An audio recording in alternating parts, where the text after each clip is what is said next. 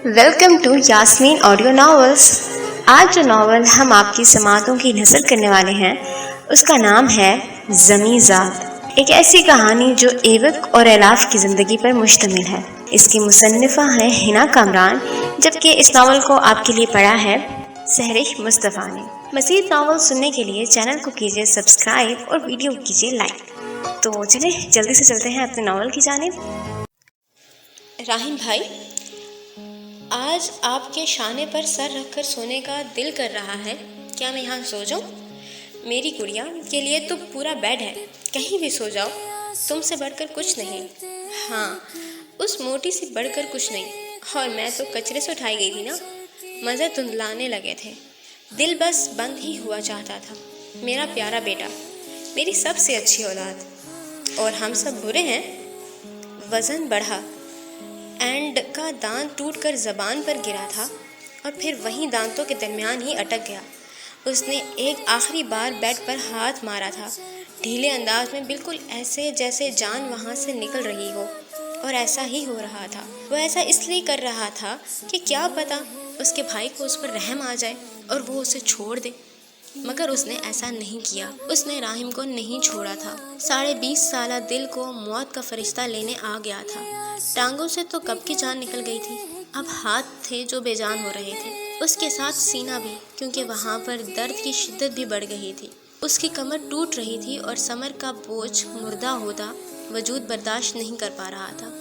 राहिम, राहिम, राहिम, राहिम, राहिम। अदा की आवाज़ उसकी समात में आखिरी बार गूंजी थी। उसका चेहरा खिलखिलाता हुआ था और वो हाथ हिलाती हुई उससे बहुत दूर जा रही थी। टूटी हुई नाक ने आखिरी बार जोर का सांस लिया, एक आखिरी सांस।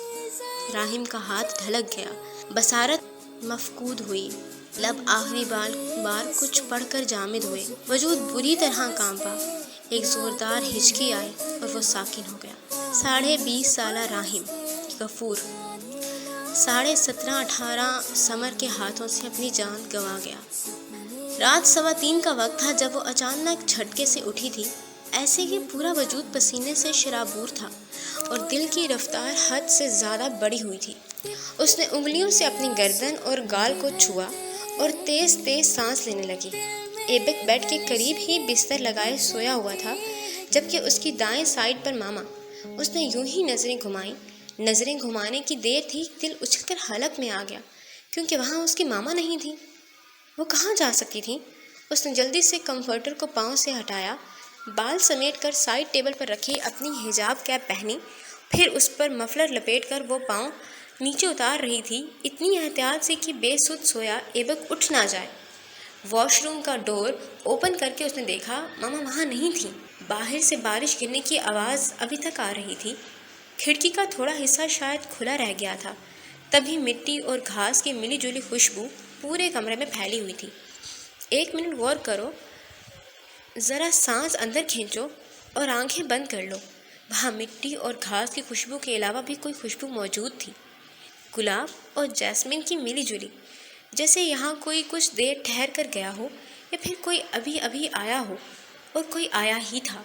वो जो दरवाजे को आहिस्ता से बंद कर रही थी, कदमों की मदहम चाप पर थम कर जामिद होकर आंखें गीली करवा गई। कोई उसके कान के बेहद करीब आकर बोला, अल्फाज ये थे, यहाँ से चली जाओ, भाग जाओ। कहने वाले का लबो लहजे से वो अच्छे से वाकिफ़ थी। वो और किसी की नहीं, राहिम की आवाज़ थी, मगर उस आवाज़ में एक खुशबू घुली थी, अनजानी सी, नायाब सी। वो तुम्हें मार देगा, चली जाओ। फिर उसने महसूस किया खुशबू उससे कुछ दूर गई है। वो मुड़ गई, लेकिन जैसे ही मुड़ी, बुरी तरह चीख कर खुद को वॉशरूम के दरवाजे से लगा गई। एबक उसकी चीख से लम्हे के 1000वें हिस्से में उठा और झट से लाइट जला दी। मुड़ा तो देखा उसकी बहन दोनों आंखों पर हाथ रखे धाड़े मार रही है और वो फ़ौरन उसकी तरफ लपका। सब ठीक है। वो उसके दोनों हाथों को आंखों से हटाकर उन्हें सीने से लगाता कह रहा था। गुज़िश्ता 4 दिनों से वो इसी तरह आधी रात को उठकर डर रही थी। वो राहिम सफ़ेद कपड़ों में, सफ़ेद चेहरे के साथ यही था। ایبک میں سچ کہہ رہی ہوں، وہ یہیں تھا۔ وہ کہہ رہا تھا میں یہاں سے چلی جاؤں، یقین کرو میرا۔ وہ روتے ہوئے کانپتے ہاتھوں کے ساتھ بول رہی تھی۔ اس کا پورا چہرہ آنسوؤں سے تر ہو چکا تھا۔ ایبک نے اس کے سر کو تھپکتے ہوئے شانے سے لگایا اور تحمل سے گویا ہوا، میں نے یقین کر لیا، میں نہیں کروں گا تو کون کرے گا، بس تم چپ ہو جاؤ، ریلیکس ہو جاؤ۔ وہ ہولے ہولے اس کے سر کو تھپک رہا تھا۔ ادا اس بار کچھ زیادہ ہی ڈر گئی تھی، تبھی اس کا وجود زلزلے کی طرح کانپ رہا تھا۔ ہچکیاں بھی بند گئی تھیں، آنسو تھے کہ رکنے کا نام ہی نہیں لے رہے تھے۔ ایبک کو اپنا آپ بے حد بے بس محسوس ہوا۔ کاش اس کے پاس ٹائم ریورس گھڑی ہوتی تو وہ وقت میں پیچھے جا کر ادا کو وہ سب کرنے سے روک دیتا جس نے اس کی زندگی کا توازن بگاڑ دیا تھا۔ کوئی تو سبیل ہوگی جس سے رہائی کا سندیسہ ملے گا، سکون ملے گا، آزادی ملے گی، خوف ختم ہو اور خوشیاں شروع ہوں۔ اس نے سفید کپڑے پہنے تھے، اس کا چہرہ بھی برف کی طرح سفید تھا۔ وہ تاہنوز روتے ہوئے کہہ رہی تھی۔ ایبک کی نظریں وال کلاک پر گئیں۔ 3:25 تھے۔ اس نے گھڑی سے نظریں سرکا کر بیڈ پر ڈالی۔ ماما والی جگہ خالی تھی، وہاں کا بسترا کچھ زیادہ ہی سلوٹ زدہ تھا۔ اسے ادا کی آواز سنائی دی۔ وہ کہہ رہا تھا، سمر مجھے مار دے گا، میں یہاں سے چلی جاؤں۔ وہ اس سے پہلے میرے خواب میں بھی آیا تھا، بہت تکلیف میں تھا، وہ مدد مانگ رہا تھا مجھ سے۔ بخار کی حدت سے اس کا چہرہ بھی سرخ تھا۔ وہ کچھ کہنے کی کوشش کر رہا تھا مگر اس کی آواز دبی ہوئی تھی۔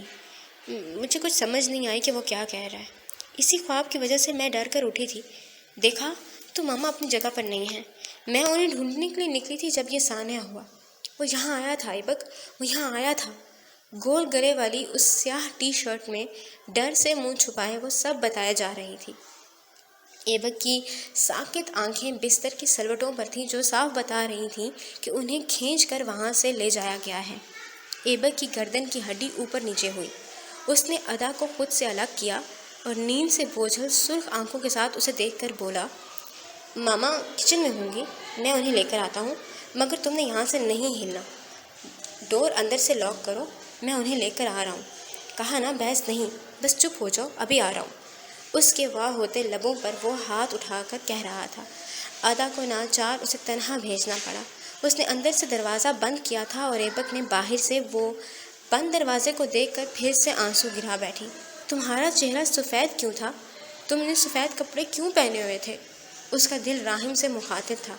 وہ راہم جو ہنستا تھا تو بہت ہی بھلا لگتا تھا، جس کا دل شیشے کی مانند شفاف تھا، آنکھوں میں زندگی کی چمک اور گالوں پر جوانی کی سرخی اسے یاد تھا۔ وہ ایک بار اس سے کہہ رہا تھا، جب میں 30 کا ہوں گا تو بہت بڑا سائنٹسٹ بن چکا ہوں گا۔ میرے پروفیسرز کہتے ہیں میں ایک لائق اسٹوڈنٹ ہوں، لیکن جب میں تمہیں میتھس کے کچھ سوال سکھانے لگتا ہوں خود کو دنیا کا سب سے نالائق انسان سمجھتا ہوں۔ شاید تم بہت ذہین ہو اس لیے، یا شاید میں تمہارے سامنے کنفیوز ہو جاتا ہوں اس لیے۔ اس کی آنکھیں اپنے ہاتھوں پر جمی تھیں اور دل راہم کی یادوں پر۔ میرے سامنے کنفیوز کیوں ہوتے ہو؟ نہیں معلوم، شاید ایسے ہی۔ اس نے کس کر آنکھیں بند کیں۔ آنسوؤں کا ڈھیر وہاں سے پھسلا تھا۔ رہ رہ کر راہم کے لٹھے کی مانند سفید چہرے اور کپڑے یاد آ رہے تھے۔ جو وہ سوچ رہی تھی اللہ نہ کرے ویسا ہو، لیکن جو وہ سوچ رہی تھی ویسا ہو چکا تھا۔ راہم 2:30 بجے ہی اس دنیا سے پردہ کر گیا تھا۔ اس کی روح نے پرواز اختیار کی تھی مگر وجود اپنے ہی بھائی کے ہاتھوں بری طرح گھسیٹا جا رہا تھا۔ یہ غفور مینشن کے اندر کا منظر تھا، جہاں سمر اپنے کمرے سے چوروں کی طرح باہر آیا۔ ہر جانب نیم اندھیرا تھا۔ رات کو جاگنے والے مکین آج شاید تھکے ہوئے تھے، اس لیے خواب و خروش کے مزوں میں تھے، اس بات سے انجان کہ ان کے گھر میں کیا قہر ٹوٹ پڑا ہے، کیسا طوفان اور آندھی تھی جو ان کے گھر کے شرازے کو بکھیر گئی ہے۔ راستہ صاف تھا، راہداری کھلی۔ زیریں منزل پر فقط اس کا اور راہم کا ہی کمرہ تھا۔ اس کے بعد کمروں کے آگے یہ سیڑھیاں نیچے اترتی تھیں۔ ان سیڑھیوں کے اس پار بڑے سارے لاؤنج کو چھوڑ کر دائیں جانب مڑو، لمبی راہداری عبور کرو تو وہاں غفور صاحب اور زرینہ کا کمرہ تھا۔ اس سے تھوڑا آگے جا کر 4-5 گیسٹ روم تھے، جبکہ اوپر انیشا اور الاف کے کمرے تھے۔ باقی 3-4 رومز خالی تھے۔ اب بھی ملازم اس سمے وہاں نہیں تھا کیونکہ سب اپنے اپنے کوارٹر میں چلے گئے تھے۔ سیڑھیوں کے عقب میں بنے اپنے کمرے سے باہر آ کر سمر نے احتیاط سے راہم کے کمرے کا دروازہ کھولا۔ ایک بار پھر سے اوپر نیچے تسلی کرنے کے بعد اس کے ڈیڈ باڈی کو کھینچتے ہوئے اس کے کمرے میں لا رہا تھا۔ دروازہ بند کر کے اس نے بتی آن کی۔ پورے کمرے کی حالت بگڑی ہوئی تھی، اور یہ حالت ڈینس اور اس نے مل کر کی تھی، جو لان میں کھلتی کھڑکی سے راہم کے کمرے میں آیا تھا اور اسے ایسی شکل دے دی تھی جہاں وہاں کوئی چور گھس آیا ہو۔ 10 منٹ پہلے سانسیں تھیں تھوڑی، لیکن اب نہیں ہے، کام ہو گیا۔ راہم کی یک بستہ گردن پر ہاتھ رکھتا وہ کہہ رہا تھا۔ اس کا گرم وجود ہولے ہولے سرد پڑنا شروع ہو چکا تھا۔ سمر نے ایک بے حس نظر بیڈ پر پڑے مردہ وجود پر ڈالی، اور ڈالنے کے بعد اس نے ڈینس کو دیکھا۔ دیکھنے کے بعد لب ہلائے جو کہہ رہے تھے، ابھی نہیں ہوا، ابھی 2 اور لوگوں نے قضا کرنی ہے۔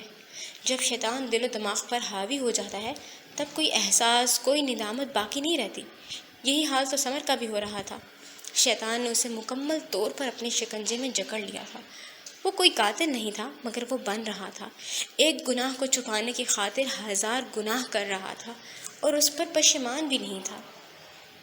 وہ دونوں رات کے اندھیرے میں سیاہ رین کوٹ زیب تن کیے کیسے آگے پیچھے راہم کے کمرے کی مرر وال سے پھلانگ کر باہر آ رہے تھے، اس بات سے انجان کہ کسی نے اوپر سے انہیں دیکھ لیا ہے۔ وہ عموماً دیر سے سونے کی عادی تھی، لیکن راہم کو صبح صبح اٹھا کر واک کروانا اور دوا کھلانے کی وجہ سے جلد ہی سونے لگی تھی۔ نتیجہ اس کی آنکھ رات کے درمیان میں ہی کھل گئی۔ کافی دیر بیڈ پر بیٹھنے کے بعد وہ کھڑکی کے قریب آ کھڑی ہوئی۔ بارش دیکھ کر مزید اکتا گئی۔ لگتا ہے اس بارش نے آج نہیں تھمنا، حد ہے۔ آسمان پر نگاہ ڈال کر اس نے کھڑکی کے نم شیشے پر ہاتھ پھیرا، وہ صاف ہو چکا تھا۔ راہم بھائی سے صبح اگلوا کر ہی رہوں گی، وہ مجھ سے کیا چھپا رہے ہیں؟ کیا وہ ادا کی وجہ سے پریشان ہے؟ وہ سوچ رہی تھی۔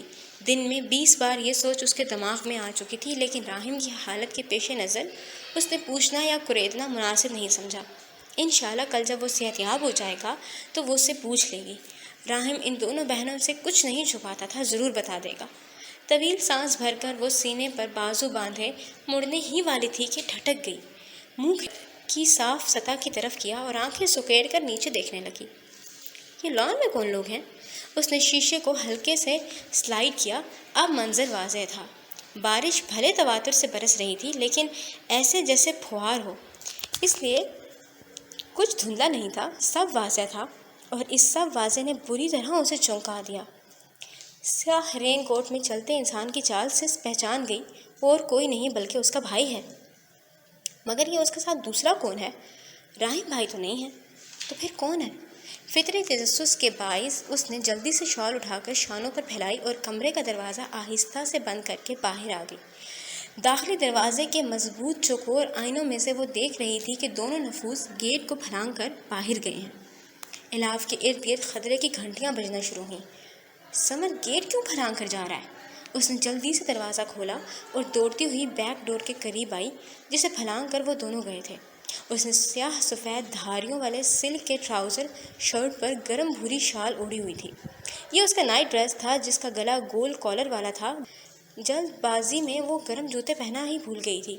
کمرے کے باہر رکھے گئے فیروزی سلیپرز اس نے پاؤں میں ڈالے ہوئے تھے، جن کی چوڑی پٹی مرر پلاسٹک کی تھی اور اس پر فیروزی سی بو بنی ہوئی تھی۔ جوتا نرم اور پائیدار تھا، تبھی گیٹ کے آہنی سلاخوں پر پاؤں رکھنے پر وہ دکھے نہیں تھے، اور وہ بآسانی گیٹ کو عبور کر گئی تھی۔ رین کوٹ میں ملوث وہ دونوں آپس میں باتیں کرتے ہوئے اس سے بہت آگے چل رہے تھے۔ الاف نے آس پاس دیکھا، وہاں کوئی وہیکل نہیں تھی۔ یہ اسلام آباد تھا، یہاں اس وقت کوئی بھی سواری دستیاب نہیں ہوتی۔ اس وقت تو آدھا نیو یارک بھی سو جاتا تھا، تو اس کی کیا بات تھی؟ کہاں جا رہے ہو تم؟ سمر، اوہ خدایا کیا کروں میں؟ دور کھڑی سیاہ کار میں وہ دونوں سوار ہو چکے تھے۔ الاف شہادت کی انگلی کا ناخن دانتوں میں جکڑے یہاں وہاں دیکھ رہی تھی۔ سڑک بالکل خالی تھی اور سنسان بھی۔ کہاں جا رہے ہو تم؟ کہاں؟ فیصلہ کر کے وہ مین گیٹ کی طرف دوڑی۔ اسے اپنی کار لینی تھی۔ وہ جانتی تھی کار کو لینا اتنا آسان کام نہیں ہے، مگر اسے یہ کرنا تھا، ہر حال میں کرنا تھا۔ کیوں؟ تجسس، تجسس۔ 3:25 کا وقت تھا۔ دور دراز سے تہجد کی اذانوں کی آوازیں گونجنا شروع ہو چکی تھیں۔ ایبک نے محتاط انداز میں ادا کے کمرے کا دروازہ لاک کیا اور پھر چلتا ہوا کچن کی طرف آ گیا۔ لائٹ آن کی۔ صاف ستھرا کچن بالکل تنہا تھا، وہاں کوئی موجود نہیں تھا۔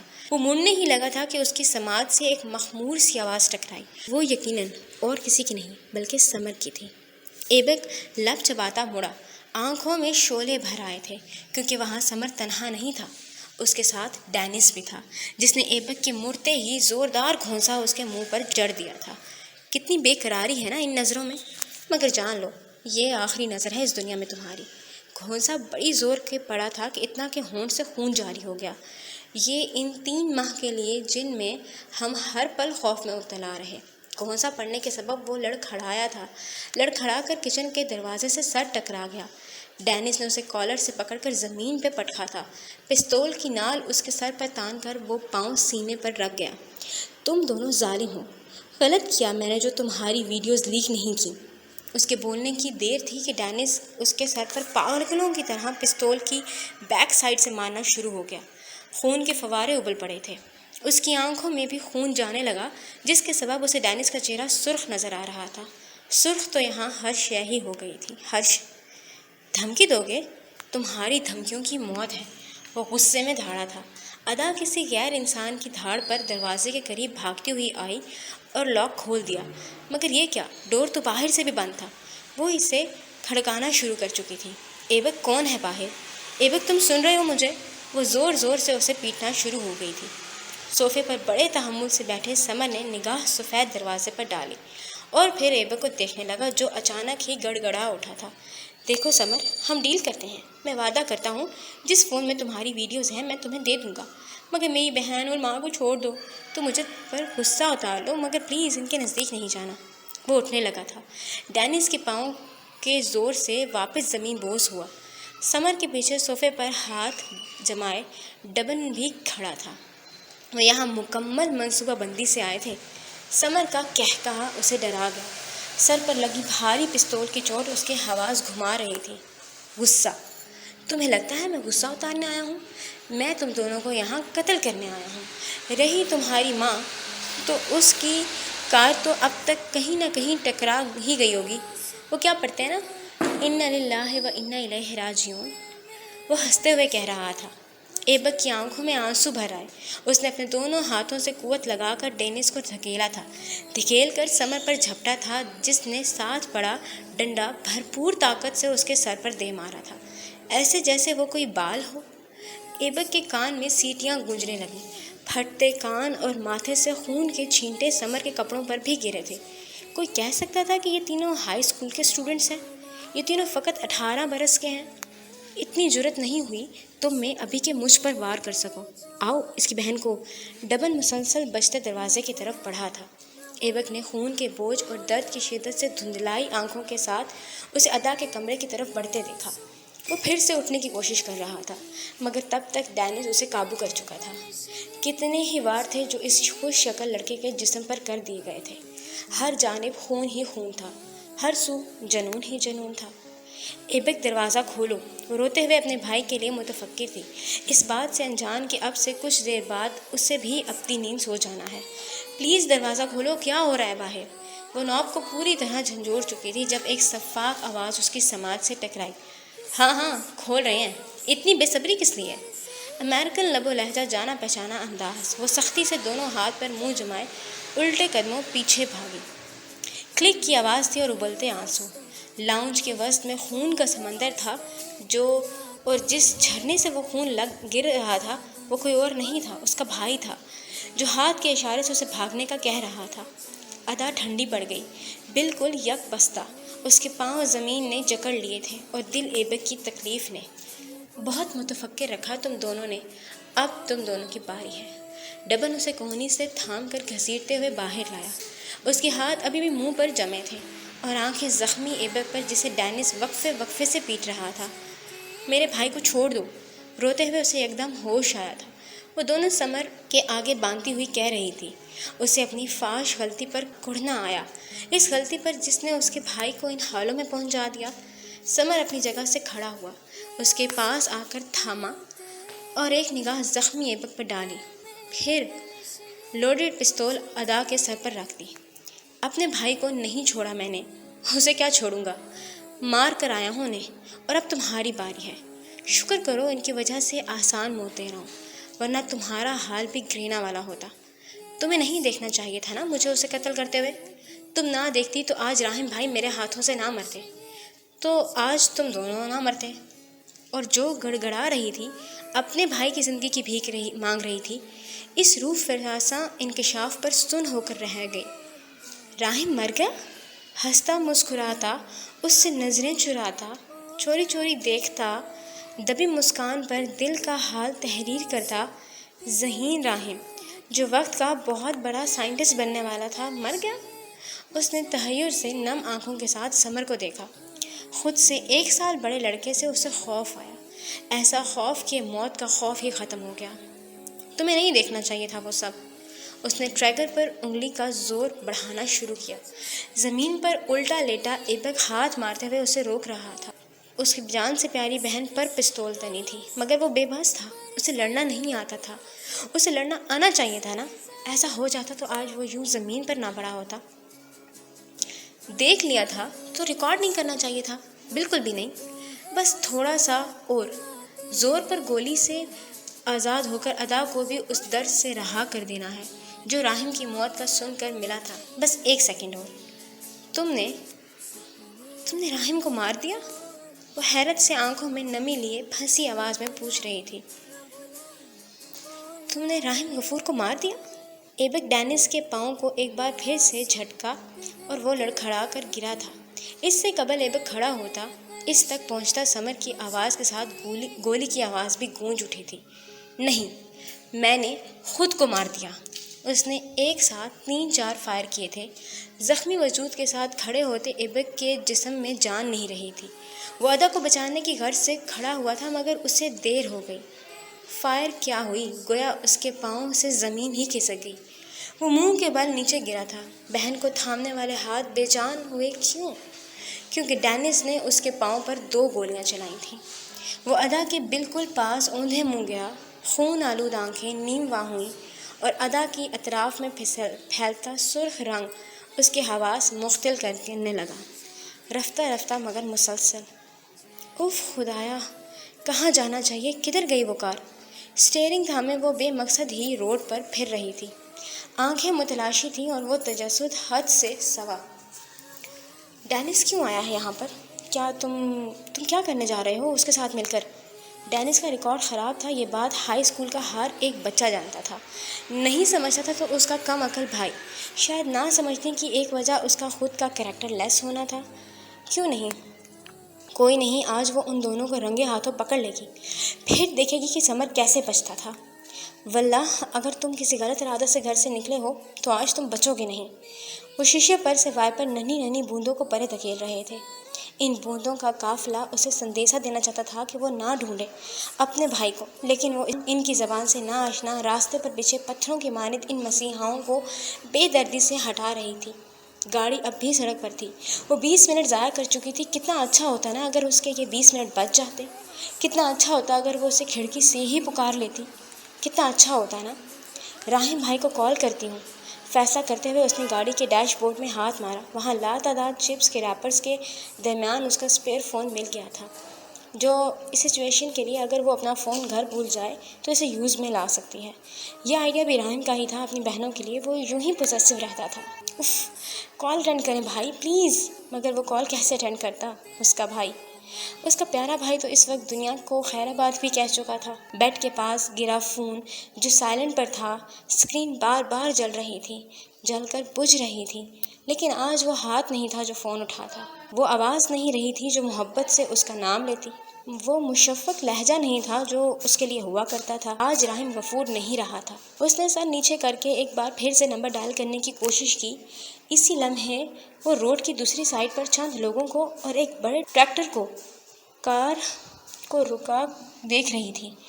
لوگوں کا جمگھٹا بتا رہا تھا کہ وہاں ایکسیڈنٹ ہو چکا ہے۔ الاف نے سائڈ پر گاڑی روکی کیونکہ جس کار کی جھلک اسے نظر آئی تھی وہ اس کا دل حلق میں لے آئی۔ یہ وہی کار تھی جس میں سمر اور ڈینس گئے تھے۔ وہ بھاگ کر اپنی گاڑی سے نکلی اور دل دھک دھک کر رہا تھا۔ ہاتھ پاؤں ٹھنڈے پڑ چکے تھے۔ گیلی قدرے کیچڑ آلودہ سڑک پر وہ دیوانہ وار بھاگتی ہوئی اسپاٹ پر پہنچی، لوگوں کو بری طرح پیچھے دھکیلا اور دائرہ توڑ کر اندر داخل ہوئی۔ اسٹریچر پر لیٹے وجود پر نگاہ ڈالتے ہوئے اس کے ماتھے پر بے تحاشا بل تھے۔ دل دھک دھک کر رہا تھا، ہاتھ پاؤں ٹھنڈے پڑ چکے تھے، مگر اب اس مردہ وجود اور کار پر نظر جاتے ہی اس کا پورا بدن سن ہو گیا تھا۔ دماغ ماؤ ہوا، کانوں میں سیٹیاں سی بجنے لگیں اور آنکھیں پتھرا گئیں۔ آپ مجھ سے کچھ چھپا رہے ہیں نا راہیم بھائی؟ اسے اپنی آواز سنائی دی۔ ایبک کی ماما کا خون آلود مردہ وجود گول دائرے کی مانند آنکھوں کے سامنے گھومنے لگا۔ بہت دقت ہوئی تھی اس سے نظریں ہٹا کر کار پر ڈالنے میں۔ اس کے دماغ میں فلیش بیکس ہو رہے تھے۔ درخت کے ساتھ لگی کار میں بیٹھتا سمر اور ڈینس۔ بابا کی ڈیتھ کے بعد سے ماما کی یہ کنڈیشن ہوئی ہے۔ ڈاکٹرز کہتے ہیں کہ یہ 20% چانس ہے ان کے ریکور ہونے کی۔ 6 سال ہو گئے ہیں، وہ زندہ مجسمے سے انسان بن ہی نہیں رہی۔ ایبک کی آواز ہتھوڑوں کی طرح اس کے دماغ پر لگ رہی تھی۔ وہ مڑ گئی۔ تمہارے خاندان کو بھی تو معلوم ہو تمہارے کرتوتوں کے بارے میں۔ بس بہت ڈر لیا ہم لوگوں نے، اب مزید نہیں۔ اس کے قدم من بھر کے ہو رہے تھے۔ وہ سن دماغ اور بے جان وجود کے ساتھ کار میں آ کر بیٹھی۔ کیا ضرورت پڑی ہے بھائی کو اس لڑکی کے پیچھے خوار ہونے کی؟ چلی گئی ہو تو بھول جائیں۔ مجھے تو سمجھ نہیں آ رہی اپنی زندگی کے گول کو چھوڑ کر وہ کیوں اس کے پیچھے لگ گئے ہیں۔ حد ہو گئی یعنی۔ اگنیشن میں چابی بھرتے ہوئے اس نے اپنے بے جان وجود کو 4 پہیوں پر آگے بڑھایا۔ میری بہنوں سے بڑھ کر میرے لیے کوئی نہیں ہے، ادا بھی نہیں، ادا بھی نہیں، ادا بھی نہیں، ادا بھی نہیں، ادا بھی نہیں، ادا بھی نہیں۔ اس کی آنکھوں سے آنسو ٹپکا تھا۔ ایک ہاتھ اسٹیئرنگ تھامے اور دوسرا ہونٹوں پر جمائے وہ رو رہی تھی۔ الاف غفور شاید زندگی میں پہلی بار ہی رو رہی تھی، ماتھے پر سلوٹیں ڈالے گھٹی گھٹی سسکیوں کے ساتھ۔ یہ میرا وہم ہو سکتا ہے، سمر ایسا نہیں کر سکتا۔ ہو سکتا ہے یہ کار کسی اور کی ہو، مجھے نمبر بھی تو یاد نہیں ہے۔ دل کو دلاسا دیتے ہوئے اس نے آنسو رگڑے اور ایبک کے گھر سے تھوڑی دور کار کو بریک لگا لیے کہ وہ اگر قریب یا اندر لے کر جاتی تو وہاں کے مکینوں کو اس کی خبر ہو جاتی۔ یہی وہ نہیں چاہتی تھی کیونکہ اسے خود بھی معلوم نہیں تھا۔ شانوں پر بھوری شال ڈالے وہ گیٹ کی طرف بڑھی۔ رات کے اس وقت ہر کسی کے گھر تحریک ہوتا تھا، ماں سوائے ان کے۔ بھلے پردے ڈلے ہوئے تھے لیکن بے باک سفید چھوائیں پھر بھی شیشے کو چیر کر گھاس پر گر رہی تھیں۔ اس نے گیٹ کو ہاتھ لگایا، وہ کھلتا چلا گیا۔ گیٹ کھلا کیوں تھا؟ اس نے اچھے سے ٹٹولا، لاک ٹوٹا ہوا نہیں تھا۔ رکیں، وہ ٹوٹا ہوا نہیں تھا بلکہ کٹا ہوا تھا۔ اسے ڈینس کا وہ اوزار یاد آیا جس سے اکثر و بیشتر کم مارکس ملنے پر وہ غصے میں کلاسز کے لاکس کاٹ دیتا تھا۔ ان کی کلاس کا بھی کاٹا تھا، تبھی اسے یاد تھا۔ ڈر بڑھا، ہیبت طاری ہوئی۔ اس کے حلق میں اچانک کانٹے اگ آئے، پیاس کی طلب شدید سے شدید تر ہوئی۔ گردن پر پہلے بند انگلیوں کو رکھا، پھر کھلی۔ وہ یوں ہی اسے سہلاتے ہوئے چھوٹے چھوٹے قدموں کے ساتھ داخلی دروازے کے پاس آ کر رکی، جس کا ایک پٹ ہوا تھا اور دوسرا بند تھا۔ اس نے فیروزی چپل والا قدم لکڑی کے بڑے سارے دروازے کے قریب رکھا، ایک ہاتھ اس کے پیٹ پر جما کر خود کو تھوڑا سا اندر کیا۔ اندر کا منظر دیکھ کر اس نے جھٹ سے دوسرا لب ہاتھوں پر جمایا اور پھیلی آنکھوں سے آنسو بارش کی طرح گرنے لگے۔ میرے بھائی کو چھوڑ دو، سمر نے ادا کی کوہنی سختی سے تھامی ہوئی تھی۔ وہ اس کے آگے ہاتھ باندھے کھڑی تھی، جبکہ ایبک خونم خون ہوا زمین پر چت لیٹا تھا۔ اس کے سینے پر ڈینس کا پاؤں تھا۔ الاف کا ہاتھ لرزا، اس کے ریٹنا پر وہ سب نقش ہونے لگا جو نہیں ہونا چاہیے تھا۔ اپنے بھائی کو نہیں چھوڑا، میں نے اسے کیا چھوڑوں گا؟ مار کر آیا انہیں، اور اب تمہاری باری ہے۔ الاف کا ہاتھ بے جان ہو کر ہونٹوں سے نیچے گر گیا، آنسو جھم گئے، زمین پھٹ گئی، آسمان کرلا گیا۔ راہیم کا دکھ، اس کی چپ، وہ آنکھوں کی انکہی سی کہانی یکدم وجود میں ڈھل گئی، ڈھل کر اسے مار گئی۔ شکر کرو ان کی وجہ سے آسان موت دے رہا ہوں، ورنہ تمہارا حال بھی گرینا والا ہوتا۔ انکشاف تھا، قیامت کی خبر تھی، سور کی شروعات تھی۔ تمہیں نہیں دیکھنا چاہیے تھا مجھے اسے قتل کرتے ہوئے۔ تم نہ دیکھتی تو آج راہیم بھائی میرے ہاتھوں سے نہ مرتے، تو آج تم دونوں بھی نہ مرتے۔ غم کسے کہتے ہیں یہ اس وقت کوئی الاف سے پوچھتا۔ دل کس طرح ریزہ ریزہ ہوتا ہے یہ وہی بتا سکتی تھی۔ اسے لگا اب کچھ نہیں بچے گا، سب ختم ہو جائے گا، سب کچھ۔ تم نے راہیم کو مار دیا؟ محبت فقط راہیم کو نہیں تھی، محبت تو پوچھنے والی کو بھی تھی۔ کیا ہی اچھا ہوتا اگر اس کی تھوڑی سی جھلک وہ اس شخص کو دکھا دیتی جو اس وقت بیڈ پر بے جان پڑا زمین کے اندر جانے کا منتظر تھا۔ الاف نے دروازہ چھوڑا، دوسرا قدم اندر رکھا اور وہ پوری سامنے آ چکی تھی۔ تم نے راحم غفور کو مار دیا؟ اس نے ایک اور قدم اٹھایا، شال کندھے سے تھوڑی سرکی۔ نہیں، میں نے خود کو مار دیا۔ اور وہ ٹھیک تھا، انسانیت کے قتل کرنے والے اپنی انسانیت کو مار کر ہی ایسا کرتے ہیں۔ وہ مر گیا تھا، اس کا ضمیر بھی مر گیا تھا، تبھی تو کسی کی جان لیتے ہوئے اس کا ہاتھ نہیں کانپا تھا۔ شیطان کا حملہ، شیطان کے وار اسی طرح سخت ہوا کرتے ہیں۔ گولی چلی تھی، سیلنسر لگا تھا، لیکن آواز پھر بھی تھی، اتنی نہیں تھی کہ کمرے سے باہر جا سکتی، اتنی کہ کمرے میں موجود نفوس سن سکتے تھے۔ الاف نے بھی سنی تھی۔ پہلی گولی پر اس کے شانوں سے چادر سرکی تھی، کھلے بال کندھوں پر آ گرے۔ دوسری گولی پر اس نے قدم اٹھایا اور لڑکھڑا گئی۔ پتہ نہیں یہ محبت ہے کہ کیا؟ ادا کی تھوڑی سی پریشانی مجھے پریشان کر دیتی ہے۔ میں اللہ سے یہی دعا کرتا ہوں کہ وہ جہاں کہیں بھی رہے سلامت رہے۔ تیسری گولی کے ساتھ 2 اور فائر ہوئے تھے اور وہ ایبک کی پشت پر ہوئے تھے۔ الاف کا توازن بگڑا۔ دروازے کے قریب رکھی کنسول میز پر اس کا لڑکھڑایا ہوا ہاتھ پڑا تھا۔ چھوٹی چھوٹی موم بتیوں کے کین اور کانچ کا واز ہاتھ لگنے پر میز پر ہی گر گیا۔ آواز اٹھی، آواز کے ساتھ سمر کی گردن بھی گھومی دی۔ وہ جب مڑ کر دیکھ رہا تھا تب ادا زمین پر گر رہی تھی۔ الاف میز کا سہارا لیے اکھڑے سانس کے ساتھ بلینک دماغ سے اسے دیکھ رہی تھی۔ سمر کے ہاتھ سے پستول چھوٹ گیا۔ ڈینس اور ڈبن بھی چوکس ہوئے۔ وہ جانتے تھے راحم سے سمر محبت کرتا ہے، مگر الاف سے وہ بے انتہا کرتا تھا، اتنی کہ اس کے لیے کسی کو مار بھی سکتا تھا، اور اس نے مارا تھا، جان سے نہیں، لیکن اس کا ایکسیڈنٹ کر دیا تھا۔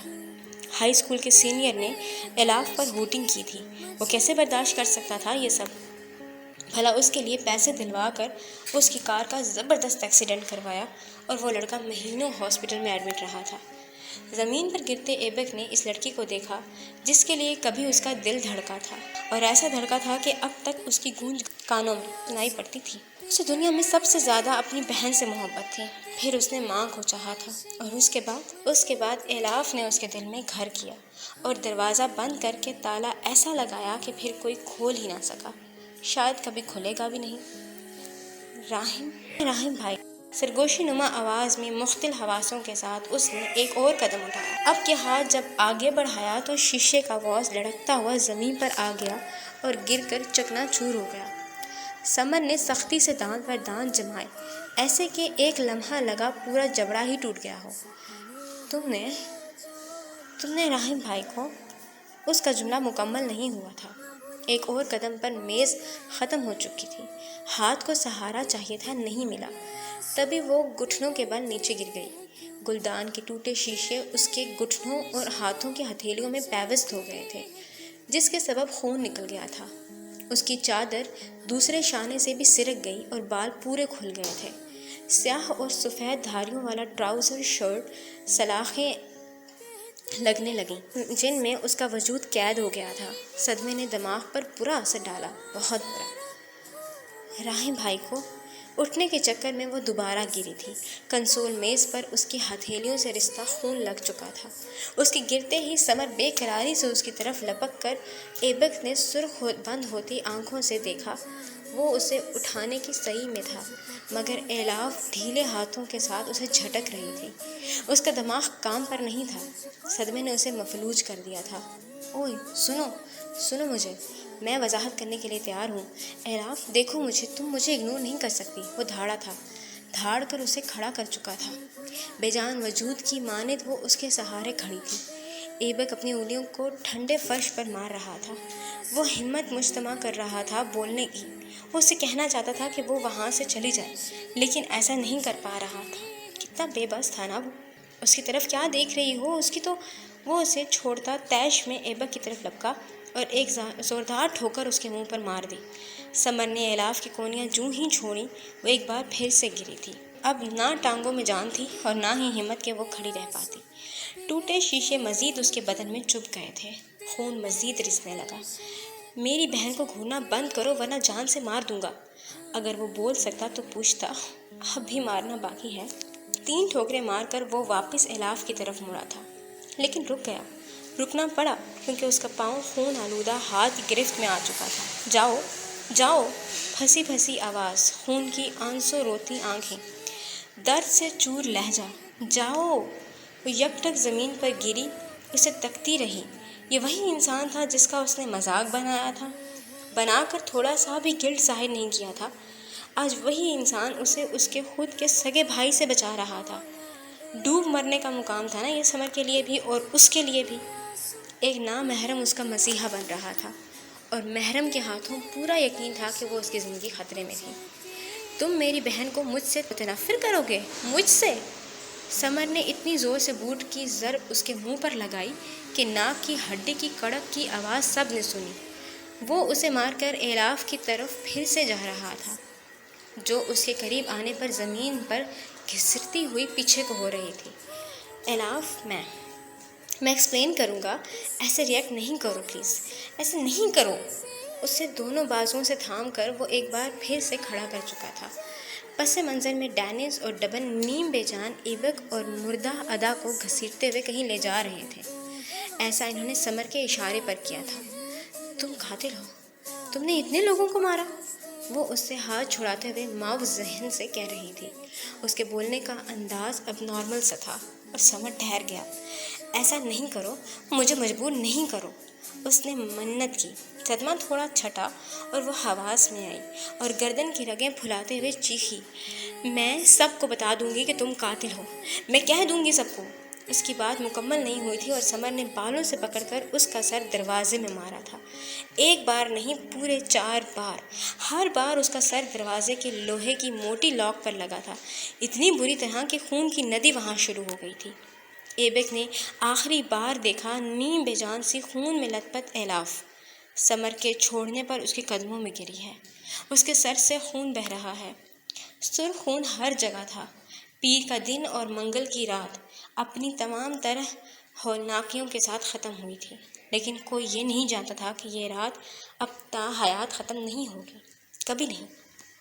हाल 1 साल और अच्छे दिन, इतना अरसा लगा एलाफ को कोमे में से बाहर आने के लिए।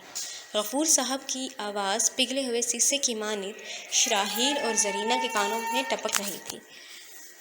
बस खून निकलने की देर थी, बाकी दर्द तो वो लोग सह चुके थे। कोमे से बाहर आने के बाद वो हरगिज़ एक नॉर्मल इंसान नहीं रही थी। उसे दौरे पड़ते थे, लेटे चीखें मारने लग जाती थी वो, तो कभी बेतरह काम कर आंखें सिसकियाँ भरती थीं। डॉक्टर्स ने कहा था वो कभी भी इतना लंबा अरसा कोमे में ना रहती क्योंकि उसकी विल पावर है बहुत ज़्यादा है, लेकिन वो खुद ही होश में आने से कतरा रही थी। वो क्यों कतरा रही थी हम सब बखूबी देख रहे थे। 7 माह तक उसे दौरे पड़ते रहे थे। 7 माह उसने मेंटल हॉस्पिटल में गुजारे थे। 7 माह तक हम अंगारों पर जले थे। गफूर की आंखों में मेंटल केसेस से भरे हुए इस हॉस्पिटल की छवि झलक रही थी, जो सफ़ेद ठंडी टाइल से बना हुआ था। वहाँ तरह तरह के हंसने और रोने की हैबतनाक आवाज़ें गूंज रही थीं, ऐसी आवाज़ें जो अच्छे भले इंसान को रूहानसा कर दे। फिर रफ्ता रफ्ता वो नॉर्मल होने लगी, होकर बिल्कुल सेहतयाब हो गई, लेकिन उसकी यादाश्त का एक हिस्सा खो चुका था। गफूर साहब के जहन में डॉक्टर्स के अल्फाज गूंजे। वो एक लम्हे भर के लिए फिर से अपने माजी में जा पहुँचे, बस एक लम्हे के लिए। यूँ तो बज़ाहिर आपकी बेटी तंदुरुस्त है, मगर शदीद चोट की वजह से उसे एक बीमारी लाहक हो गई है। मेज़ के पीछे बैठे सफ़ेद ओवरऑल और नज़र के चश्मे के साथ इस डॉक्टर ने एक फ़ाइल इनकी जानिब बढ़ाई, कतरे कुर्सी को दाएं जानिब धकेला और चंद बटन पुश कर दिए। दीवार पर नस्ब स्क्रीन में छोटे छोटे ब्लॉक्स की सूरत एलाफ के दिमाग की वीडियोज़ ऑन हो चुकी थी। कहीं दिमाग साकिन था तो कहीं वो गेंद की तरह सुस्त रवि से उछल रहा था, बहुत आहिस्ता और बहुत देर बाद। कैसी बीमारी? Retrograde amnesia. एक ऐसी बीमारी है जिसमें मरीज़ अपने माजी को तो भूल जाता है, साथ में हाल को भी भुलाने लगता है। क्या था, क्या रह चुका है, हत्ता के 2 मिनट पहले की बात भी, हालात और वाक़यात को भी भूल जाता है। अपना नाम पहचानने के साथ करीबी रिश्तेदार भी उसके लिए अनजान बनने लगते हैं। लेकिन ये सिचुएशन आखिरी स्टेज की है। पहली स्टेज में वो आधे माजी को भूलता है, जैसे कि स्कूल कॉलेज के नाम, पुराने दोस्त और ज़िंदगी के गोल्स। दूसरी में ڈاکٹر ایک چھوٹی سی سٹک کے ساتھ دماغ کے دوسرے حصے کی طرف اشارے کر رہے تھے جو دل کی معنی دھڑکتا ہوا نظر آ رہا تھا۔ غفور صاحب بجھتے دل کے ساتھ انہیں سن رہے تھے۔ وہ ماضی کو یکسر بھول جاتا ہے، اس نے کیا پڑھا، وہ کیا تھا، وہ کیا کر چکا ہے، سب کچھ۔ آپ کی بیٹی کی کنڈیشن اس وقت یہی ہے۔ اس کے شانے ڈھل گئے، راحم کی موت نے پہلے ہی انہیں گرا دیا تھا اور اب الاف کی یہ حالت۔ ان کے دل میں ٹیس سی اٹھی۔ تیسری سٹیج میں وہ حال بھی بھولنے لگتا ہے، ہر 2 منٹ کے بعد ہر نئے ملے شخص کو۔ آپ کی بیٹی کا دماغ تیسری سٹیج کی طرف بڑھ رہا ہے۔ کوشش کریں وہ چوتھے تک نہ جائے، ورنہ آپ کون ہیں وہ یہ بھی بھول جائے گی، ورنہ وہ کون ہے وہ نہیں یاد رکھ پائے گی۔ شبیہ کے ساتھ آواز بھی دھیمی پڑی۔ حال میں موجود غفور صاحب نے کرب سے آنکھیں موندیں۔ جب اس کے سیشنز ہوتے تھے تو میں اور سمر اس کے ساتھ ہی ہوا کرتے تھے۔ وہ کس ہائی اسکول میں پڑھی ہے اسے واقعی یاد نہیں تھا، حتیٰ کہ وہ راحم کو بھی بھلا بیٹھی تھی۔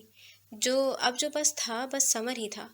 ڈاکٹرز کی ہدایت کے مطابق اسے کسی بھی طرح کا دماغی دھچکا نہیں دینا ہے۔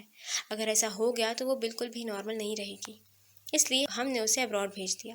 ماضی دیوار پر چڑھتی اس چونٹی کی مانند تھا جو ذرا سا پاؤں سلپ ہونے پر نیچے گر پڑتی ہے، گر کر زخمی ہو جاتی ہے اور مر جاتی ہے۔ الاف کے ڈاکٹر کے مطابق اگر اسے پرسکون ماحول میں رکھا جائے، اسے اچھا برتاؤ کیا جائے، تب وہ دوبارہ ماضی کو یاد کر سکتی ہے، سب کچھ ذہن کے پردے پر ابھر سکتا ہے، اور اس کے لیے ہم سب جی توڑ کوشش کر رہے تھے، ہم سب ماں سوائے سمر کے۔ انہوں نے خود کو روکا اور ایک طویل سانس بھرا، صوفے پر لٹی پٹی سی بیٹھی زرینہ پر نظر ڈالی، آنکھیں بند کر کے پھر سے کہنا شروع کیا۔ ہم اسے ابراڈ لے گئے تھے۔ وہاں جا کر معلوم ہوا کہ الاف جو میڈیسنز لیتی تھی وہ اینٹی بایوٹکس یا پھر آئرن ٹیبلٹس تھیں۔ اس کی کیپسولز میں سے سفوف نکال کر اس میں کیلشیم کوٹ کر بھر دیا گیا تھا۔ اس کی گولیاں آئرن کی گولیوں سے تبدیل کر دی گئی تھیں، اور ایسا کون کر رہا تھا؟ بظاہر ہے سمر، وہی سمر جو ان دنوں ٹریکنگ پر تھا۔ بے خودی کے اس دور میں الاف نے 3 سال عبور کر لیے تھے۔ پھر 3 سالوں بعد ایک رات وہ چیخنے چلانے لگی تھی، بالکل اسی طرح جس طرح کومے سے جا کر چلائی تھی۔ اس رات اس نے ہمیں سب بتا دیا تھا، اس رات سب ختم ہو گیا تھا۔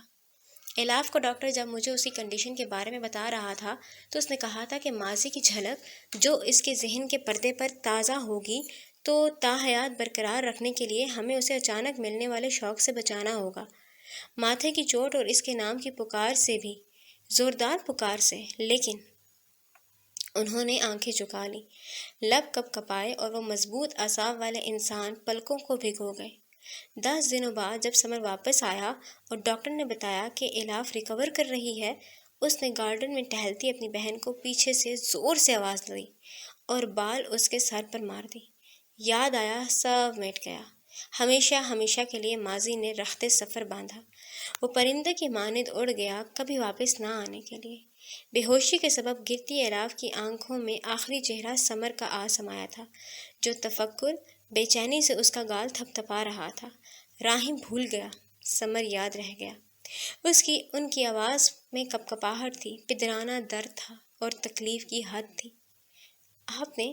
آپ نے کوئی ری ایکشن کیوں نہیں لیا؟ صدیوں بعد شراحیل کی آواز آئی تھی۔ اس نے کہا تھا، گھر میں چور آیا تھا، اس نے پیسوں کی خاطر راحم کا قتل کر دیا اور الاف کو زخمی کر دیا۔ میں نے اس کی بات کا یقین کر لیا۔ جس پلاسٹک بیگ میں میرے راحم کا چہرہ قید تھا وہ پلاسٹک کمپنی پاکستان نہیں تھی۔ اس بیگ میں سمر اپنے بیس بال کے گلوز رکھ کر آیا تھا۔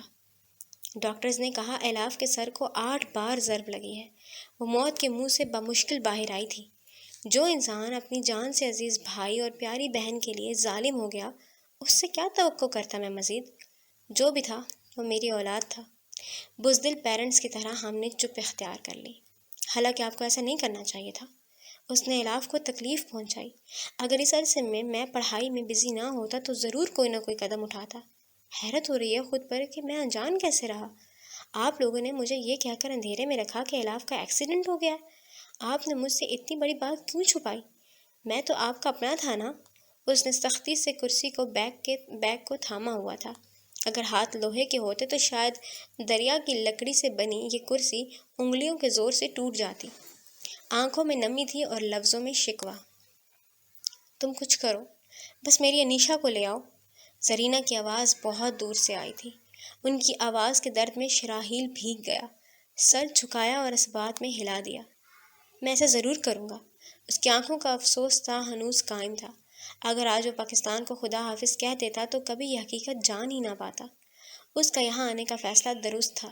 شاید تم نے ڈیڈ سے جھوٹ کیوں بولا؟ وہ رات میں لائی گئی تھی۔ اندھیرا تھا لیکن اس گھر میں نہیں تھا جہاں وہ موجود تھی۔ وہاں تو روشنیوں کا جہان آباد تھا۔ صاف ستھرا چمکتا ہوا وہ چھوٹا سا گھر جس کا باغیچہ سردی کی شدت کی وجہ سے مرجھایا ہوا تھا، پھر بھی بھلا لگ رہا تھا۔ انیشا فرینچ ونڈو کے قریب بچھی کرسیوں میں سے ایک پر بیٹھی تھی، وہیں جہاں سے مارگلا کی پہاڑیوں پر بادل منڈلاتے نظر آتے ہیں۔ اس وقت وہ ونڈو بند تھی اور اس پر سیاہ رنگ کے بادل سادہ پردے گرے ہوئے تھے۔ ایبک نے کافی سے بھرا مگ اس کے سامنے موجود میز پر رکھا اور پھر سیدھا ہو کر دوسری کرسی پر بیٹھ گیا۔ اب وہ دونوں آمنے سامنے تھے اور ونڈو ان کے درمیان میں۔ سچ بولتا تو کیا وہ تمہیں میرے ساتھ آنے دیتے؟ شوق دینا ضروری تھا۔ میز پر موجود ایش ٹرے خالی تھا۔ ایبک نے پاکٹ سے سگریٹ نکال کر سلگائی اور ایک گہرا کش بھر دیا۔ برہان وہاں موجود نہیں تھا۔ یقین نہیں آتا، میں نے تمہیں پہچانا ہی نہیں۔ ایبک مسکرایا۔ خود کو پہچانے تو مجھے عرصہ ہی گزر گیا۔ میں نے سنا تھا تم مر گئے۔ اس نے کافی کو ہاتھ نہیں لگایا۔ ایسا ایبک نے بھی کیا تھا۔ میں نے بھی یہی سنا تھا۔ انیشا نے ناک پر ہاتھ رکھا۔ اسے سگریٹ کے دھوئیں سے الرجی تھی۔ تمباکو نوشی سب کو معلوم ہے صحت کے لیے کتنی نقصان دہ ہے۔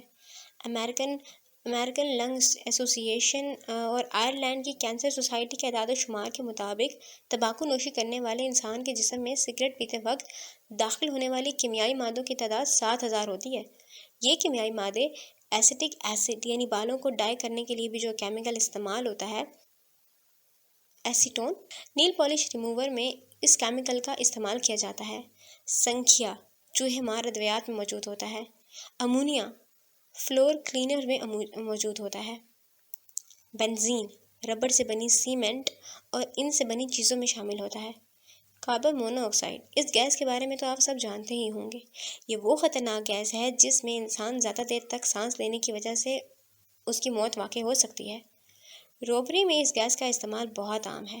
پیٹرول، ڈیزل اور گیس سے چلنے والی گاڑیوں سے خارج ہونے والے دھوئیں میں بھی یہ شامل ہوتا ہے۔ اس کے علاوہ فارمیلڈی ہائیڈ، ہیکسامین، سیسا، نیفتالین، میتھنول، نکوٹین، تارکول اور ٹولوئین جیسے کیمیکلز فقط ایک سگریٹ کے دھوئیں میں موجود ہوتے ہیں۔ یہ ابھی صرف 14 کیمیکلز ہیں، جبکہ اس کے علاوہ ایک سگریٹ پھونکنے میں ہم 6,089 کیمیکلز کو اپنے جسم میں داخل ہونے کی جگہ دیتے ہیں۔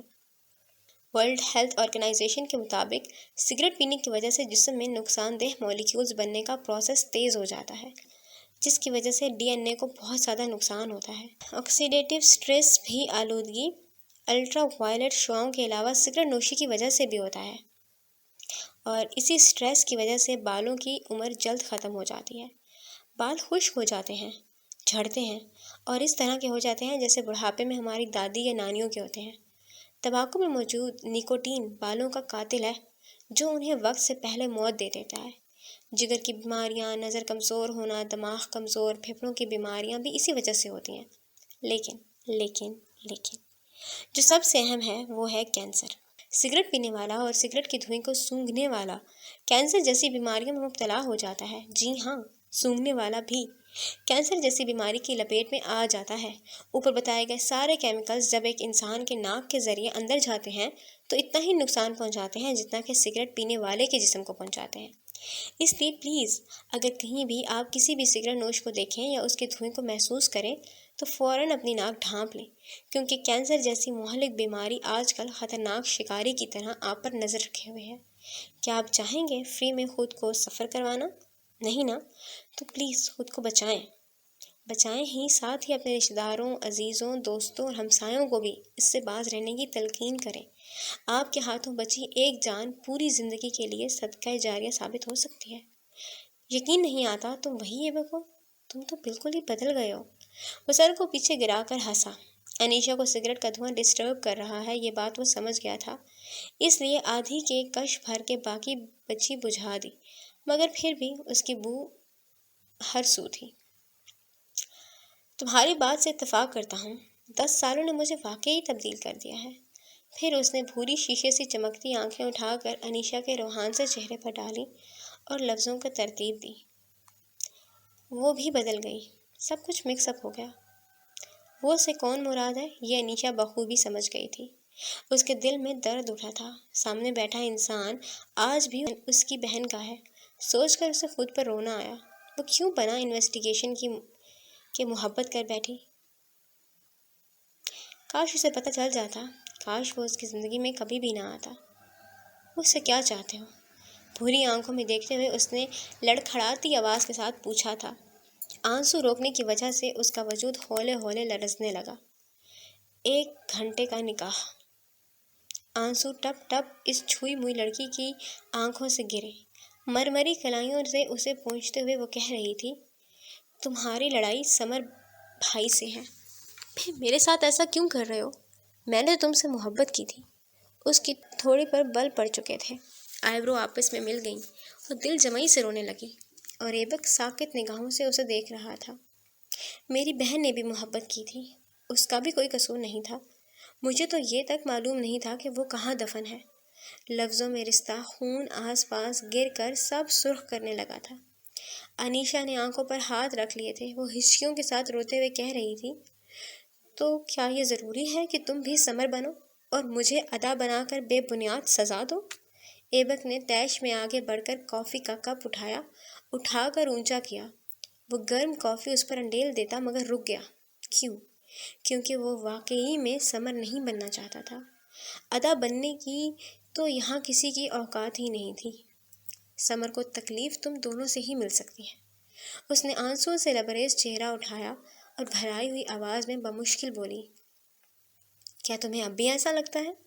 کیا تم راہیم بھائی اور الاف کی حالت بھول گئے ہو؟ اس کے سوال نے ایبک کو کنگ کر دیا۔ آنسو سے بھیگے چہرے والی وہ لڑکی جس سے اسے کبھی محبت نہیں ہوئی تھی، بھووں کو آپس میں ملائے اس سے سراپائے سوال تھی۔ اس نے کافی کے مگ کو نیچے رکھا اور کرسی پر گرنے کے سے انداز میں بیٹھا۔ عورتوں سے بدلہ لینے والے بزدل ہوا کرتے ہیں ایبک سلطان، میں تو تمہیں کبھی بزدل نہیں پایا تھا۔ اس کی تاہنوز لڑکھڑائی ہوئی سی آواز تھی۔ بہت طویل عرصہ درد میں کاٹا ہے میں نے، ایسا کیا کروں کہ وہ بھی درد جھیلے، میری تکلیف اسے بھی محسوس ہو، وہ بھی روئے چیخے مگر کہیں سکون نہ ملے، کہیں دوا نہ ملے اسے۔ انیشا نے جلدی سے چہرے کو پوچھا۔ گھڑی عین اس کے سامنے آنکھوں کے سامنے دیوار پر نصب تھی۔ وقت 9 بجے کا تھا اور اسے ہر صورت آج ہی گھر جانا تھا، کچھ بھی کر کے لیکن جانا تھا۔ تم تو بہت اچھے تھے نا، تم تو لڑکیوں کی عزت کرتے تھے، تم نے میرے ساتھ ایسا کیوں کیا؟ برہان اس دوران کمرے میں آ گیا تھا۔ اس کے ہاتھ میں ڈکٹ ٹیپ تھی جسے لیے وہ انیشا کی طرف بڑھا تھا۔ انیشا اسے دیکھ کر گھبرا گئی۔ میرے ساتھ ایسا نہیں کرو ایبک، میں بے قصور ہوں۔ وہ ہاتھوں پر سختی سے بندھی ٹیپ دیکھ کر اونچی آواز میں رو دی تھی۔ ایبک کی نظریں اس کے ہاتھ پر ہی تھیں اور وہ انہیں دیکھتا ہی کہہ رہا تھا، ایک ویڈیو ریکارڈ کرواؤ، اس کے بعد برہان تمہیں چھوڑ آئے گا، کہہ کر وہ اپنی جگہ سے اٹھ گیا تھا۔ ہاتھ کو گھما کر اس نے ایک کاندھے پر جیکٹ کو ڈالا اور اس کی آواز نظر انداز کر کے وہاں سے باہر نکل آیا۔ کس قسم کی ویڈیو ایبک؟ رک جاؤ، میرے ساتھ ایسا نہیں کرو ایبک، تمہیں خدا کا واسطہ ہے۔ وہ مرمرے قدموں کے ساتھ گھر سے باہر آیا۔ ادا کا مسکراتا چہرہ اس کے آنکھوں کے سامنے تھا۔ سنو، کیا تم اب بھی الاف کو؟ ایبک نے جھٹ ادا کی بات کاٹ دی۔ میں کسی الاف کو نہیں جانتا۔ یہ ان دونوں کی گفتگو ہے جب وہ نیو یارک سے پاکستان لوٹے تھے۔ اچھا ٹھیک ہے، غصہ نہیں کرو، بابا کا گھر پیارا ہے۔ وہ سیاہ گھر کے سامنے آ کر رکا جس پر تالا لگا ہوا تھا۔ حکومت اس مکان کو ضبط کر چکی تھی۔ ایبک نے دیوار پھلانگی، اسے پرواہ نہیں تھی کہ کیمراز اسے دیکھ رہے ہیں، کیونکہ وہ ان کو قبضے میں کر کے اپنی کلپس مٹا دے گا۔ پاکستان آنے سے یہ سہولت ہے کہ اب ہمیں رینٹ نہیں دینا پڑے گا۔ وہ اجڑے ہوئے باغیچے میں گزرنے لگا تھا، جہاں کبھی چھوٹے چھوٹے گڑھے کھود کر اس نے بیج اگائے تھے۔ اب تو وہاں فقط بھوری مٹی کے کچھ بھی نہیں تھا۔ ہاں صحیح کہا، اب ہم ہر خوف اور پریشانی سے آزاد ہیں۔ اس نے قدم آگے بڑھائے اور داخلی دروازے پر بھی تالا پڑا ہوا تھا۔ وہ مرر وال کی سمت بڑھنے لگا جو ٹوٹ چکی تھی۔ تمہاری زندگی میں اب کوئی پریشانی نہیں آئے گی، میں وعدہ کرتا ہوں۔ ٹوٹی ہوئی مرر وال سے وہ اندر آیا۔ پورا لاؤنج خالی تھا۔ وہاں ایک شے بھی نہیں پڑی تھی۔ ایبک نے اس جگہ نظر ڈالی جہاں اس کی بہن نے آخری سانسیں بھری تھی۔ وہ اس جگہ آ کر گھٹنوں کے بل گرا۔ تم بھی ایک وعدہ کرو۔ اس نے ہاتھ مٹی سے اٹے ہوئے ٹوٹے پھوٹے فرش پر پھیرا۔ یہ وہ جگہ تھی جہاں ادا کا سر گرا تھا۔ کس طرح کا وعدہ؟ وہ اس جگہ کو سہلانے لگا جیسے وہ اپنی بہن کے سر کو سہلا رہا ہو۔ اگر مجھے کچھ ہو گیا تو تم بدلہ نہیں لو گے، معاف کر دو گے؟ مٹی زمین سے اکھڑ کر اس کے پوروں پر لگنا شروع ہو چکی تھی۔ نیچے سے سفید ٹائل سہمے ہوئے بچے کی طرح نکل آئی تھی۔ وہ ڈر گئی تھی کہ کہیں اب دوبارہ ہولناکیوں سے بھرا منظر اسے دیکھنے کو نہ ملے۔ اسی وجہ سے تو اس نے مٹی کی چادر اوڑھی ہوئی تھی، اسی وجہ سے تو وہ اس چادر کے نیچے دبکی ہوئی بیٹھی تھی۔ تمہیں کچھ ہونے سے پہلے خدا مجھے موت دے دے۔ ٹائل ٹوٹی ہوئی تھی، تبھی اس کا کونا ایبک کی پہلی 2 انگلیوں کو زخمی کر گیا۔ خون کی ننھی ننھی 2 بوندیں اس کی انگلی سے ٹپکی، مانو پورے گھر میں اس کا خون تیزی سے پھیل گیا ہو، جیسے رگوں میں پھیلتا ہے برق رفتاری سے گرم مگر طاقتور خون۔ تم بے قصور کو چھوڑ دو گے، میرے بھائی ہو، میں جانتی ہوں ایسا کرو گے۔ آنکھیں بند کر کے گہرا سانس لیا اور فون کی بیپ بج اٹھی تھی۔ وہ میسج تھا اور الاف کی جانب سے آیا تھا۔ وہ کھڑا ہوا، جیکٹ کی جیب میں رکھا موبائل فون نکال کر آنکھوں کے سامنے کیا۔ اندھیرے میں ڈوبے اس گھر میں زرد روشنی اس کے چہرے کو تاروں کی طرح جگمگا رہی تھی۔ کہاں ہو تم؟ کوئی بھی جواب دیے بنا وہ وہاں سے باہر آیا۔ لان کو عبور کرتے اس کے قدم یکدم رکے تھے۔ گردن موڑی اور ہر بار کی طرح اس بار وہ دل کو روک نہیں پایا تھا۔ تم نے کہا تھا تم مجھ سے سیکرٹ شیئر کیا کرو گے، وہ سب جو تم ادا کو نہیں بتا سکتے مجھے بتایا کرو گے۔ میرے کان کہہ رہے ہیں آج تمہیں وہ بتا ہی دینا چاہیے۔ اس نے گردن کے ساتھ قدم بھی موڑے۔ داخلی دروازہ اس کی آنکھوں کے سامنے تھا۔ ادا کو لڑائی جھگڑا پسند نہیں ہے، اسے بدلہ بھی اچھا نہیں لگتا، اس لیے میں اسے اس بار بھی نہیں بتا سکتا۔ وہ لان جس میں کبھی گھاس اگا کرتی تھی اب فقط مٹی کا ڈھیر تھا۔ وہ زینے جس پر کبھی 2 جینٹس شوز اور ایک گرل شوز نے آگے پیچھے قدم رکھے تھے اس سمے ٹوٹ پھوٹ کا شکار تھے وہ۔ ہاں، یعنی تم نے لڑائی کی؟ ایبک نے آخری زینے پر قدم رکھا۔ وہ دروازے کے پاس آ کر تھم گیا تھا۔ میں نے اس کا سر پھاڑ دیا۔ اس نے ہاتھ بڑھا کر دروازے کے اس کنارے پر رکھا جہاں سوکھے خون کے نشانات ابھی بھی موجود تھے۔ شاید یہ وہ چھوٹے چھوٹے نشانات تھے جو دھلنے کے بعد بھی صاف نہیں ہوئے تھے۔ کچھ غم، کچھ درد اور کچھ کہانیاں یوں ہی تاحیات باقی رہ جاتی ہیں۔ اگر کبھی کسی نے میرے ساتھ ایسا کر دیا تو تم لڑتے ہوئے بالکل بھی اچھے نہیں لگتے۔ اس کی گردن کی ہڈی اوپر نیچے ہو رہی تھی، آنکھوں میں نمی تھی اور زخمی انگلیوں کے پوروں جو اس کے خون کے نشانات کو چھو رہی تھی کپ کپا اٹھی تھیں۔ تو میں اسے جان سے مار دوں گی، اینڈ آئی مین اٹ۔ وہ آنکھیں بند کر چکا تھا۔ کئی احساس کے موتی تھے جو ٹوٹ کر گرے تھے۔ چاند آج بھی آتا تھا لیکن دکھ پورا تھا۔ بیجنگ پر سیاہ بادلوں کا راج تھا۔ بارش نہیں تھی، نہ ہی سنو فال، لیکن گرے بادلوں نے ٹھنڈ کی شدت کو بڑھا دیا تھا۔ اس بڑھتی ٹھنڈ میں اول شیپ انگیٹھی کے سامنے وہ کرسی بچھائے بیٹھا تھا۔ انگیٹھی میں موجود لکڑیاں چٹخ کی آوازوں کے ساتھ دہک رہی تھیں۔ گول میز پر دھرا سرخ مشروب والا گلاس اس میں آگ کی شبیہ بنا رہا تھا۔ سمر کے ماتھے پر سلوٹیں تھیں اور دماغ آگ کی طرح تپا ہوا تھا۔ تو یعنی تم بچ نکلے؟ دہکتی آگ کے قریب بیٹھے اس کی آواز بھی انکاروں بھری تھی۔ سیاہ آنکھوں میں انگیٹھی میں موجود شعلے جگمگا رہے تھے۔ مگر کب تک؟ اب کون تمہیں بچا سکے گا ایبک سلطان؟ اس نے فائل کو آواز کے ساتھ بند کیا اور کچھ نمبرز ڈائل کرنے لگا۔ ابھی اس نے فون کان سے ہی لگایا تھا کہ اس کا اسسٹنٹ بوکھلاتا ہوا دروازہ کھول کر اندر آیا۔ سمر نے اس کی اس طرح کی آمد پر فون رکھ دیا تھا۔ سر، آپ کو فوراً کنٹرول روم میں چلنا چاہیے۔ وہ اس کی حواس باخبری بھانپتے ہوئے انچھوا گلاس چھوڑ کر گرم کمرے سے باہر آیا۔ دائیں جانب مڑ کر وہ دونوں آگے پیچھے سیڑھیاں اتر رہے تھے۔ اس کے اسسٹنٹ نے لوہے کے دروازے کو کھولا اور سمر اسے کراس کرتے ہوئے کمرے میں داخل ہوا۔ کیا ہوا ہے؟ سب ٹھیک ہے؟ وہ ڈھیر سارے کمپیوٹرز کے سامنے بیٹھے اپنے ساتھیوں سے مخاطب تھا۔ ایک کے پاس آ کر تھما اور اس کی کرسی کی پشت کو پکڑ کر جھکا۔ سب بہت ٹھیک ہے سر، ہمیں کچھ ملا ہے۔ وہی لڑکا جس کی کرسی کو پکڑے سمر کھڑا تھا معمولی سی جوش سے استفسار کرنے لگا، جیسا کہ ایبک سلطان بیجنگ میں نہیں ہے، وہ اس وقت پاکستان میں ہے۔ وہ ابھی نہیں، وہ ہر وقت ہی پاکستان میں تھا۔ اس نے ہمیں گمراہ کیا ہے، یہ دیکھیں۔ وہ اسکرین پر انگلی کے اشارے سے بتا رہا تھا۔ بہت بڑی اسکرین پر اب تک کی گئی 8 کالز کے ریکارڈز موجود تھے۔ وقت، جگہ اور ملک وہاں پر بیجنگ کا ہی تھا۔ سمر نے نا سمجھی سے اس کی طرف دیکھا جو کہہ رہا تھا، یہاں پر اس نے پہلی کال کی تھی۔ پیچھے کا سارا عملہ، ڈرمز اور دیوار پر نصب پینٹنگ سب یہاں کی ہیں، مگر اس نے ایک جگہ کو زوم کیا اور وہاں دیوار کے کونے کے ساتھ ایک کرکٹ بیٹ رکھا ہوا تھا جس پر موجود لوگو پر اس نے زومنگ کو سٹاپ کیا۔ مگر یہ جو بیٹ ہے یہ یہاں کا نہیں ہے، یہ کبھی بھی یہاں امپورٹ نہیں ہوا ہے۔ سمر نے اس کی بات درمیان میں قطع کی۔ تو اس میں کیا بڑی بات ہے، انلیگل طریقے سے لے آیا ہوگا وہ۔ لڑکا ہولے سے مسکرایا اور اس نے پینٹنگ پر زوم کیا تھا جس کے شیشے پر دھوپ کی چمک تھی۔ یہ 18 اکتوبر کی کال ہے، وقت اور ٹائم مینشن ہے، لیکن کیا آپ کو پورا یقین ہے کہ 18 اکتوبر کو یہاں پر دھوپ نکلی تھی؟ لڑکے نے تھوڑا سا جھک کر دوسرے کمپیوٹر کی کی بورڈ پر ہاتھ مارے اور وہاں گزشتہ دنوں کی ویدر اپڈیٹس لکھنی ہوئی تھی۔ لڑکے کے ہاتھ مارنے پر بیجنگ کا ہر چھوٹا بڑا شہر آ گیا جو یا تو بارش سے نہایا ہوا تھا یا پھر گدلے بادلوں سے ڈھکا ہوا تھا۔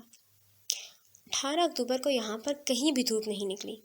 آخری اور اہم پوائنٹ، اس نے 18 اکتوبر کی کلپ کو سکپ کیا، ایک اور کلپ نکالی اور اس کا والیوم بڑھا دیا۔ جہاں وہ اس سے بات کر رہا تھا وہیں بیک گراؤنڈ میں ایک آواز آئی تھی، اور وہ آواز بہت ہلکی تھی جس پر ایبک نے کڑوا منہ بنا کر چہرے کا رخ موڑا تھا۔ لڑکے نے بیک گراؤنڈ والیوم کو فل کیا اور ایبک کی آواز کو دبا دیا۔ بیک گراؤنڈ آواز کچھ یوں تھی، سنو، اس گھر میں کوئی ہے کیا؟ کوئی نیا فارنر آیا ہے رہنے؟ پاکستان کو تو یہ لوگ کباڑا بناتے جا رہے ہیں۔ سمر کی آنکھیں پوری کھل گئیں۔ خالص اردو زبان، اوپر سے پاکستان کا لفظ۔ اس نے طیش میں آ کر دانت کچکچائے۔ اس سے بھی بڑھ کر ایک ثبوت ہے۔ وہ چونکا تھا اور اس کے چونکنے کو دھچکے میں بدل دیا گیا۔ آپ کی بہن کا کلپ اس نے اپلوڈ کیا ہے، بے فکر رہیں، وہ صرف ہم ہی دیکھ سکتے ہیں اور کوئی نہیں۔ سمر کو غصے میں برتے دیکھ کر اس نے فوراً سے پیشتر کہا تھا، اس کلپ میں آپ کی بہن نے کچھ کہا ہے، سن لیں۔ کہتے ساتھ ہی اس نے 2 منٹ کے اس کلپ کو چلا دیا جس میں انیشا سر جھکائے بندھے ہاتھوں کے ساتھ اسکرین میں پوری طرح نظر آ رہی تھی۔ سمر کا خون ابلنے لگا۔ بھائی، چہرہ آواز دونوں بھیگے ہوئے تھے۔ راہیم بھائی اور الاف کے ساتھ اچھا نہیں ہوا، کیا وہ سب میرے ساتھ بھی ہوگا؟ سمر کا سانس پھول گیا تھا، وہ اپنی جگہ ساکت رہا۔ ایبک نے اس کی بہن کو یرغمال بنا کر سب کچھ بتا دیا۔ ایبک کی اتنی جرأت! میں آپ سے کیا کہوں، فقط اس کے کہ آپ وہ سب مان لیں جو ایبک چاہتا ہے، ورنہ وہ سب میرے ساتھ کرے گا جو آپ نے ادا کے ساتھ کیا تھا۔ بھائی، کیا آپ مجھے بچا لیں گے؟ سمر نے طیش میں کرسی کو چھوڑا اور مڑ گیا۔ اس کی شریان پھٹنے کے قریب تر ہوئی، دانت اتنی زور کے دبائے ہوئے تھے کہ مانو ٹوٹ جائیں گے۔ سر رکیں، سر، آپ کی بہن اس بات کا بولتا ثبوت ہے کہ وہ پاکستان میں ہی ہے۔ سر، آپ کی بہن کے آگے جو میز رکھی ہے اس پر دھرا اخبار پاکستان کا ہی ہے۔ سر سنیں تو، سر۔ سمر نے سب کی آوازوں کو اگنور کیا۔ وہ جارحیت سے سیڑھیاں پھلانگتا ہوا اوپر آیا، انگیٹھی اور وائن گلاس میں موجود مشروب جوں کا توں اس کا منتظر رہا۔ اس نے اوپر آ کر ٹھاک کی آواز سے کمرہ بند کیا اور دیوار پر نصب چھوٹی سی شیلف پر موجود بیجنگ کے ثقافتی شو پیس کو زمیں بوس کر دیا۔ ایک ہاتھ کی مٹھی بنا کر وہ اسے کال کر رہا تھا۔ کسٹم سے فارغ ہونے کے بعد ایبک جینز کی جیبوں میں ہاتھ اڑساتا ایئرپورٹ کے احاطے سے باہر آیا۔ گرے جینٹ سوٹ پینٹس پر اس نے گرے سی ہوڈ جرسی پہن رکھی تھی جس کے سامنے کی زپ بند تھی۔ اس نے ہوڈ جرسی کا دامن اور ہوڈ کے کنارے نیوی بلو تھے۔ منہ پر سیاہ ماسک لگایا تھا، کانوں میں ہینڈز فری تھیں جس کی تاریں سینے پر جھول رہی تھیں۔